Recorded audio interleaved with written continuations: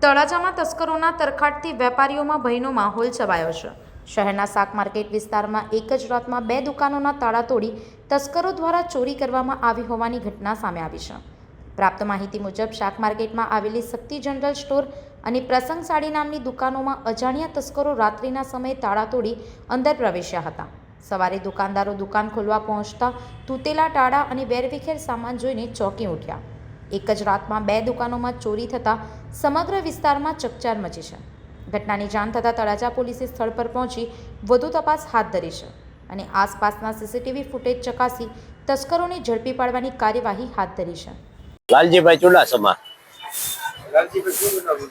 અહીંયા અમારી દુકાનના આજ રાતે તાળા તૂટેલા છે અને થોડું ઘણું 8-10 હજારનું પરચુરણ ગયેલું છે અને કાજુ બદામ ગયેલા છે। આટલી વસ્તુ ગયેલી છે। પોલીસ ફરિયાદની જાણ કરી છે, હવે આવે છે સાહેબ, પછી તપાસ કરે, સ્થળ તપાસ કરે અને પછી આગળની કાર્યવાહી કરશે।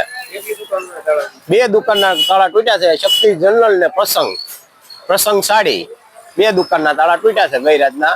બીજા કોઈને કઈ થયું હોય તો અમને ખ્યાલ નથી। મહુવાથી અમીન પાયક સાથે અભિપ્રાય ન્યૂઝ વડોદરા। આવા જ વધુ સમાચારો જોવા માટે સબસ્ક્રાઇબ કરો અમારી YouTube ચેનલને અને જોડાયેલા રહો Facebook, Instagram અને Twitter પર।